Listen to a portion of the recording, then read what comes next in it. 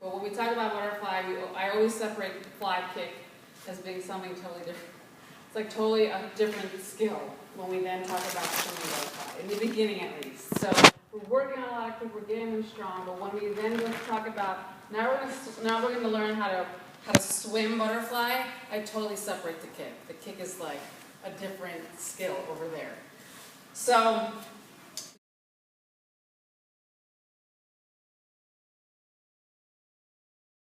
get them out on the deck or by a wall. We have them stand by the wall just comfortably so their fingertips can touch the wall. So they're standing upright, but they can touch the wall like that. So 3 steps, and we call it out, just we describe what they are. Step 1 is fingertips forward. So when your fingertips are forward, your body is also forward. Okay, this progression right now is without breathing. So we're going to tell them that this is when we butterfly, we're not going to breathe for a little while. So, whatever. Just get used to it. So no breathing, don't worry about it. We're not going very hard. So fingertips forward, your body's like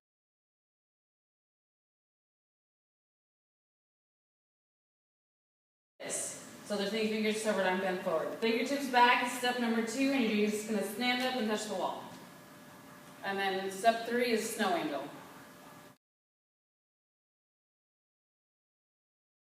And for snow angel, it's really easy because here they are, step number 2. The snow angel up is really simple. It feels really good. Their arms remain from here to here within the plane of their body. And so when we talk about snow angel, first we let them do it and we're like, wow, is that easy? How did that feel? And they're like, that was easy. Okay, good. So, because a lot of athletes will think that snow angel is this. And that's like, okay, no. And so we'll have them do both. So we'll be like, okay, do snow angel, now do that. So what feels better? What feels easier? And they're like, snow angel. So we're like, okay, well, you only snow angel and butterfly. It's never up and around. It's never around the world. It's always snow angel. Then you start counting it through. Step 1, fingertips forward. Step 2, fingertips back, and then you're correcting as you go along. Step 3, snow angel.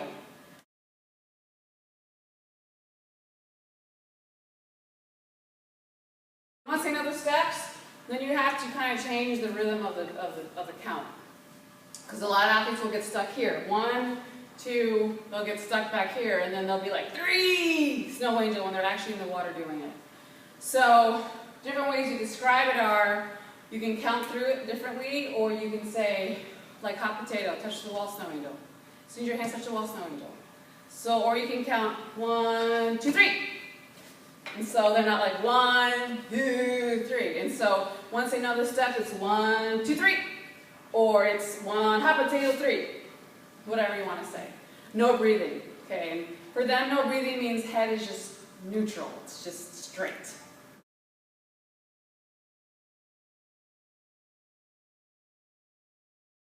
You get them at the wall, they're going to do one round of what you just did, 1, 2, 3.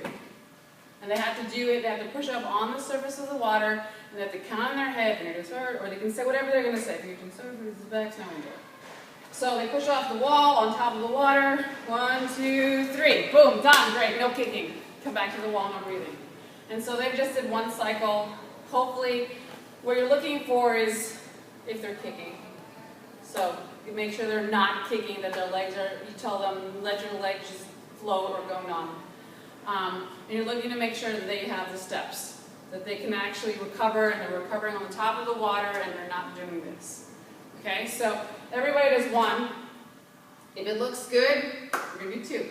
No breath, and you're just going to go 1 cycle into the next. And so push off on the top of the water, 1, 2, 3, 1, 2, 3, and then if that looks good, then you bring them back to the wall.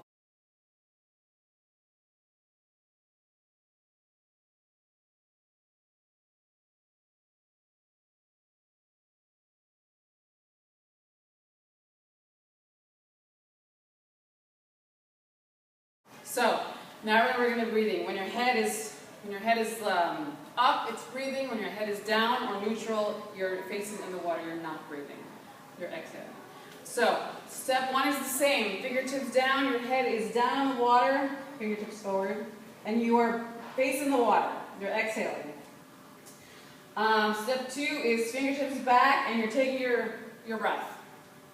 Okay, so now this is like a distinct movement in their head. So a lot of coaches argue that that's really high. Well, when you're in the water, it's not that high.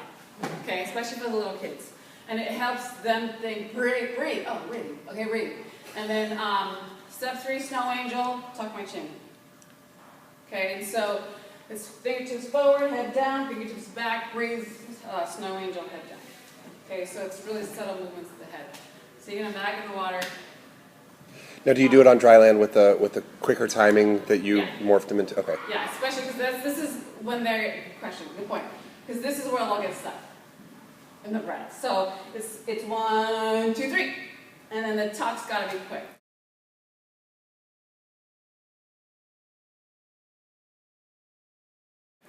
So you get them back in the water, we'll go, essentially the progression is, we'll go, if they're good and they're not kicking, and again, they're like, you don't want us to kick at all, but we do all that kicking. I'm like, no, it's not about kicking right now, it's just about the timing. So we'll go 2, no breath, last one we'll throw in a breath. They can get a good breath, they're still horizontal, then you just build from there. Again, no kicking. Eventually what you're going to see is that, like, just based on what they're doing with their body, then you'll see natural movements in their undulation without saying kick. Okay, and so usually when they can go 5 with a combination of no breathing, when they can go 5 off the wall, even if they have a buoy on and their timing looks good, and you're like, okay, then we add in the entry kick only.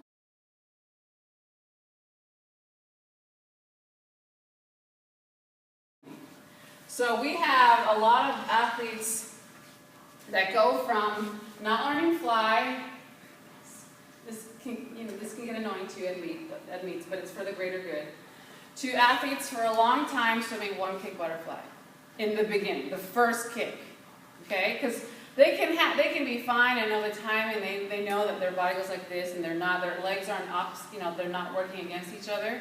So if they have really good, when we work in that entry kick, they know where to put that. It's just like, well, now we're going to throw in just 1 kick only, and it's going to be here in the beginning. Okay, and usually that transition is fairly easy. So if they can go a whole length of 1 kick fly, and you think that it's solid, they feel like they are solid in the rhythm, then you can introduce the second kick. And for some kids who are good at butterfly, that progression is so much quicker than the ones that aren't. But we don't introduce that second kick for the butterfly until we know that they are solid in the 1 kick butterfly.